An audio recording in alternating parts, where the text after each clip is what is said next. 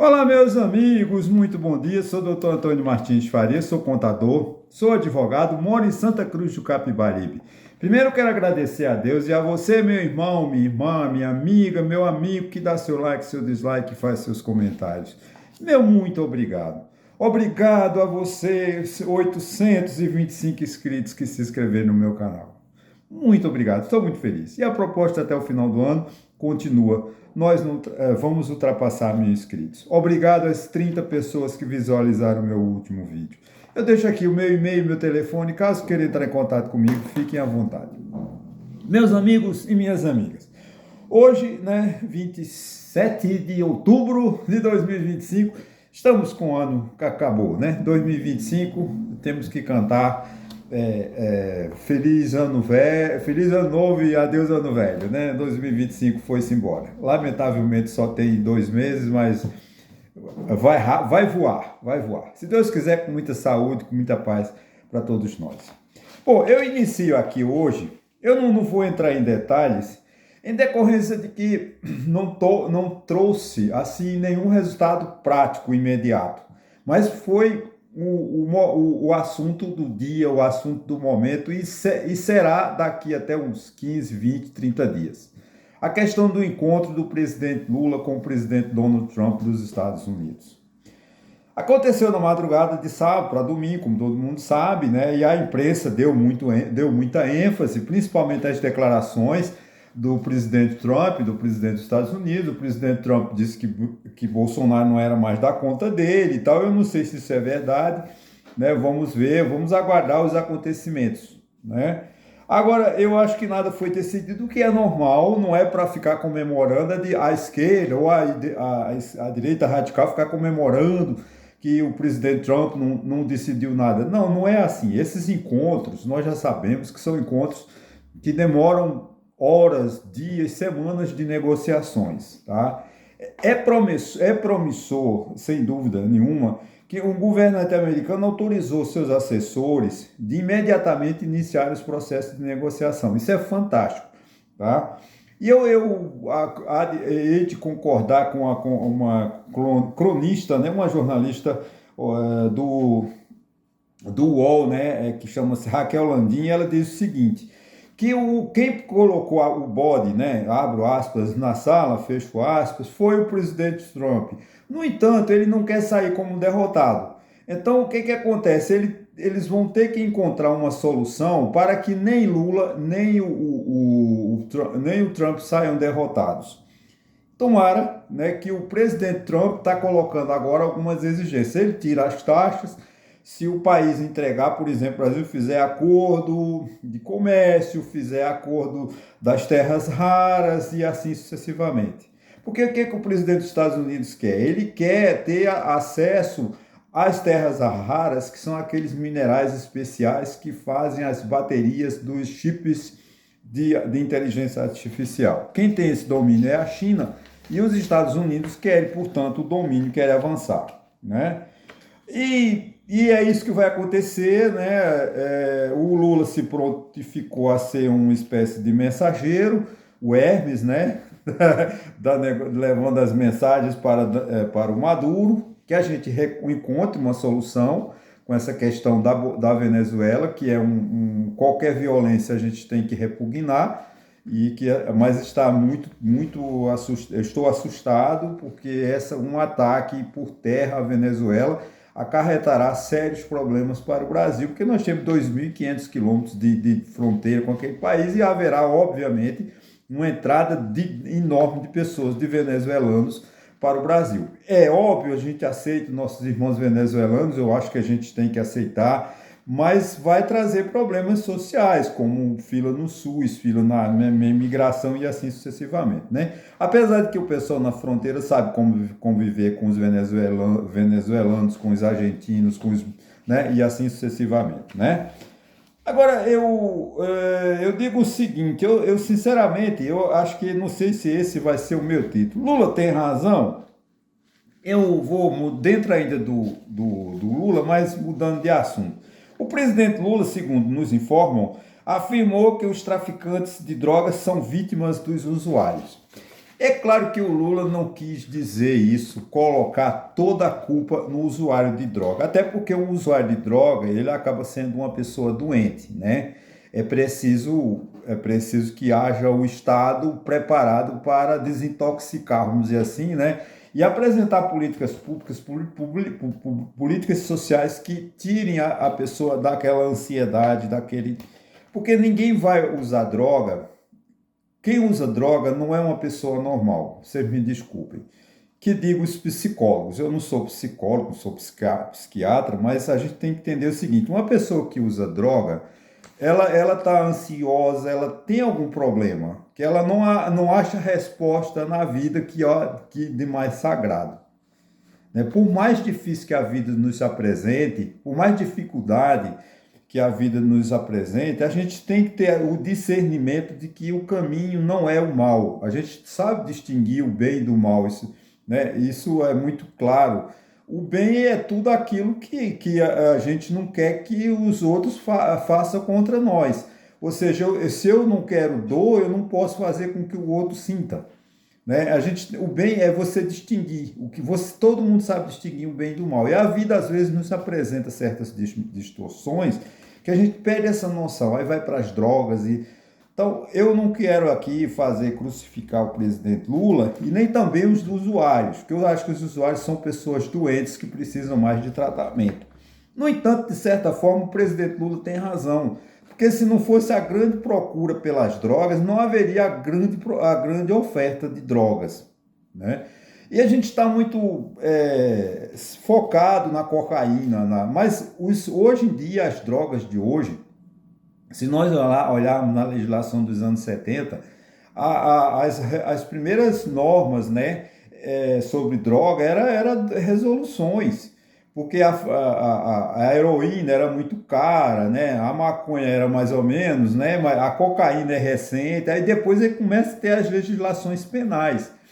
Mas que começou a história das drogas, se a gente for fazer um acompanhamento das drogas no Rio de Janeiro e São Paulo, foi dos anos 80, 90 para cá que houve o aperto do Estado com política agressiva de perseguição, de penalização, tanto o usuário quanto os traficantes, né? O STF deu uma decisão há pouco tempo sobre a questão de quem usa até 400 gramas de maconha não pode ser penalizado. Eu acho que está razão. Parece que essa onda não pegou, né? E o mundo está, né, principalmente nos Estados Unidos, né, onde mais de 80 mil pessoas, né, morrem por ano de overdose. Isso é muito assustador. Então o Lula, de certa forma, em parte tem razão.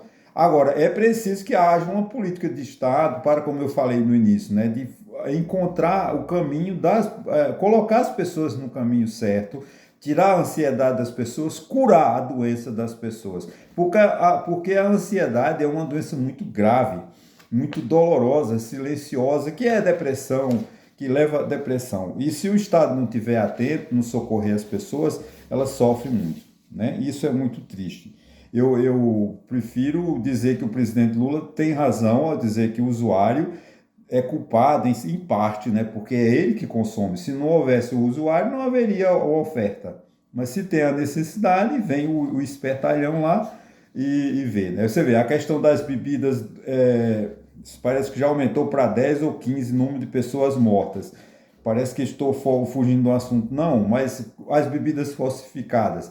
Isso aí é uma falha do Estado, que o Estado sabia que no Brasil se falsifica tudo, não tem uma política de barateamento, de registro de marca, de facilitar a vida das pessoas.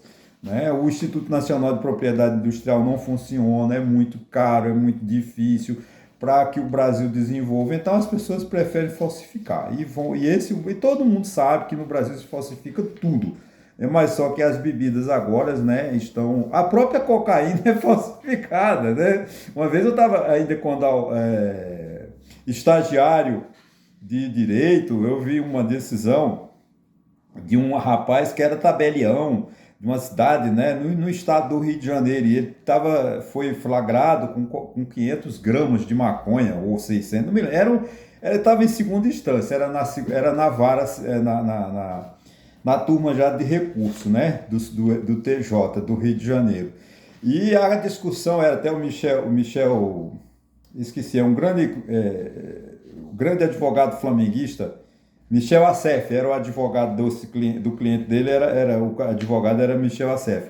Michel Assef fez uma defesa muito coerente, muito boa, e eu precisava de ser 3-0, né? E um desembargador não quis, porque ele foi absolvido, né, na segunda instância, foi condenado na primeira e foi na segunda instância ele foi absolvido da prisão, né? Só deram a ele restrições de não frequentar bares, finais de semana, tal, né?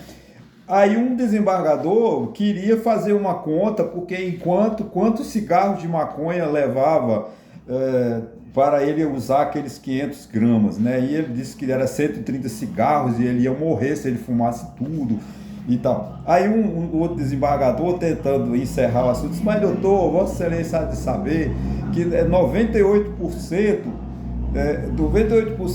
desses 500 gramas de maconha que ele comprou é bosta de vaca. Desculpe o termo, mas foi para a palavra do juiz. Eu achei muito engraçado, porque até a maconha, até a cocaína no Brasil é falsificada. Essa é uma realidade. Ele comprou lá uma pasta de cocaína lá que parece um queijo, né? Quando a gente vê que a Polícia Federal, eu nunca vi, mas a Polícia Federal geralmente mostra.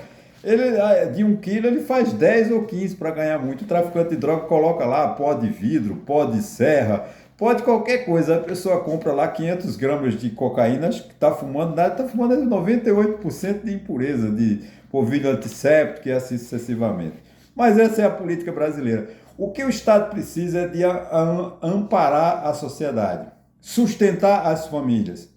A constituição da família, uma estrutura familiar bem adequada é que é a solução para o nosso país, para o mundo, né? Porque um país sem família estruturada não tem futuro.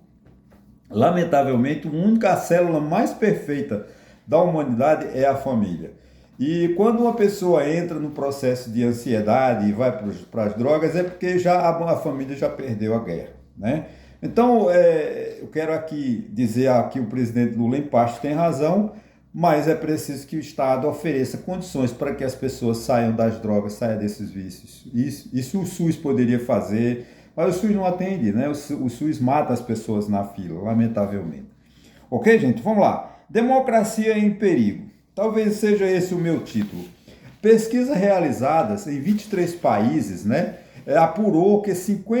Apuraram, né, que 58% dos entrevistados estão insatisfeitos com o funcionamento da democracia, né?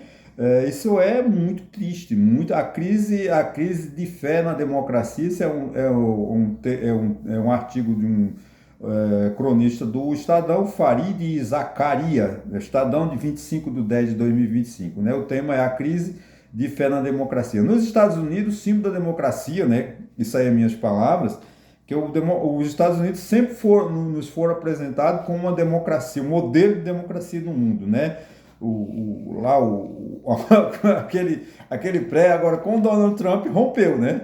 O Donald Trump mandou invadir lá o Capitólio e a invasão pelo Donald Trump do Capitólio acabou a democracia americana, né? Mas o símbolo da América do Sul, América Central, da América, do mundo ocidental, era a democracia americana. Infelizmente foi quebrada com Donald Trump. Esse índice é maior. 60% dos americanos entrevistados não acreditam na democracia, não estão satisfeitos com a democracia. Isso é muito preocupante, né? Agora, um assunto aqui que eu vou falar em poucas ligeiras, né? O PMDB, né, de Ulisses Guimarães, de Mário Covas, de Teotônio Vilela, não vou falar de Sarney porque não dá, né? Infelizmente. Perdeu-se. Um partido que não tem mais. Pedro Simão, no Rio Grande do Sul, o próprio Miguel Arraes, né? Que teve no MDB, Jarbas Vasconcelos, de Pernambuco, tantos e tantos MDBistas históricos devem estar chorando no céu quando eles olham e vê um prefeito de São Paulo, né, Ricardo Nunes, sendo do MDB. E o mais triste de tudo aqui, eu vejo aqui, o MDB Mineiro apoia Tarcísio, né? O MDB Mineiro apoia Tarcísio de Freitas, em 26, né? Estadão 25/10, Nilton Cardoso Júnior, GAF. É que o Nilton Cardoso, deve ser filho do Nilton Cardoso, um governador folclórico de Minas Gerais. Mas era bom. Tá? O pior governador de Minas, na modernidade, chama-se Zema, Romeu Zema. Esse é o pior governador. O Nilton Cardoso, com todas as suas peças folclóricas que ele apresentou, é melhor 100 vezes do que esse tal de Zema. Mas ele deve ser filho dele, né? Declarou que Minas Gerais o MDB de Minas fica apoiando Tarcísio de Freitas. É uma pena, né? Finanças públicas. Todos os países ricos do mundo estão com suas finanças em ruínas, né? Estadão 25/10. Dívida e inflação ameaça países ricos. Isso é um problema muito grave que vai chegar a prejudicar muito mais nossa paz, né?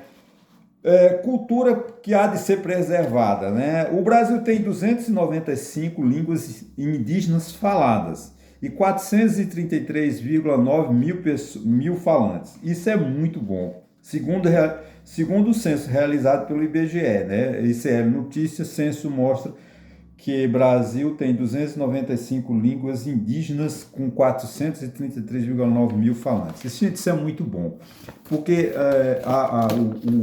o índio, nosso índio, ele é fundamental para a nossa história. O índio não pode, eu acho que o índio tem o direito de ter CPF, de querer ir para a faculdade, eu acho que tudo bem. Eu não sou contra, muito pelo contrário, eu incentivo muito isso. Agora, o índio, nós temos que preservar a cultura indígena em todos os seus setores, em todos os seus segmentos, porque o índio é o retrato vivo da nossa história. Porque quando os portugueses chegaram aqui, lá em abril de 1500, os primeiros contatos que eles tiveram foram com nossos índios. E esses nossos irmãos índios, e eles precisam de serem preservados, precisam de ser catalogadas essas línguas, para que a gente aprenda, para que a gente tenha essa cultura. É de fundamental importância a cultura indígena ser preservada. Graças a Deus, 295 línguas faladas. Isso é muito bom. Que a FUNAI crie vergonha e trabalhe e registre esse tipo com todas as suas gramáticas, a fonética, que os filólogos corram e abracem essa luta na preservação dessa cultura tão linda. Porque nós temos o Tupi, temos o Guarani, mas são línguas chamadas línguas mortas, elas não são mais faladas porque os jesuítas fizeram um dicionário de Tupi, mas foram perdidos na história. Apesar de que se a gente sai na rua, vê 300 nomes de índio, né? Como Taquaritinga, né? Como, né? Jataúba, né? E assim, tudo é nome indígena. Né? E vamos parar por aqui, né?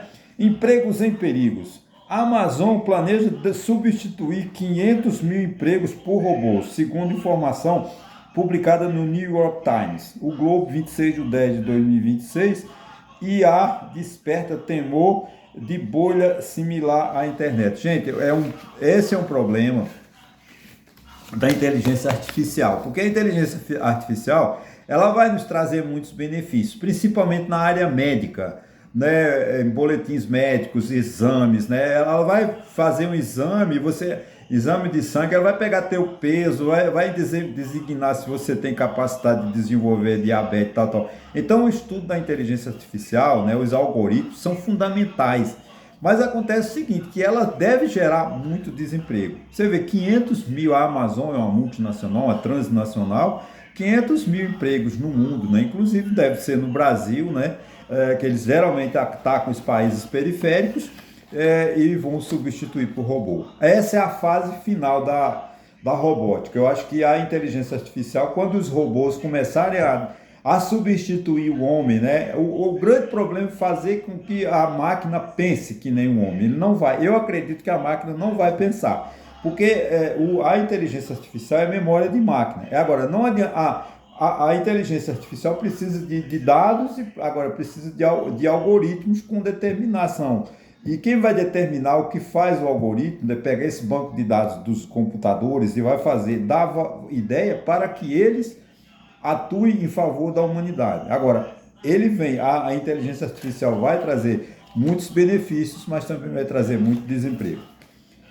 Agora, um assunto que o bolsonarista, se você Você deve ficar muito preocupado com esse dado aqui, porque vai de encontro, né?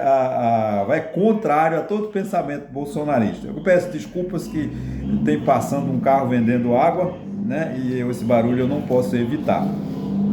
Vacina da Covid-19 ajuda no tratamento de certo tipo de câncer. Os estudos publicados demonstram que quem tomou a vacina de combate à Covid teve tempo de vida prolongado no tratamento de certos tipos de câncer. Fernando Reinar, Estadão 25/10, vacina de Covid ajuda contra tumores. A descoberta aconteceu em um estudo no MD Anderson, na Universidade do Texas, numa amostra de 1.000 pacientes, né? Ao separarem grupos vacinados dos não vacinados, constatou-se que os que tomaram vacinas contra o coronavírus tiveram resultados melhores. Olha que coisa maravilhosa. Isso é muito bom, né? Como a vacina da Covid trazendo, né, situações melhores, né, para os nossos pacientes. Quer dizer, que tomou vacina, que eu vou correr agora tomar a vacina de novo. Porque se ela evita, né, prolonga quem tem câncer, que tipo de câncer, isso é muito bom. Isso é muito interessante, né? As vacinas têm esse resultado, você vê. Agora tem um remédio que foi feito para diabetes e as pessoas estão tomando para emagrecer. Você vê como é a sapiência que só Deus sabe, né? Os médicos não conseguiram ainda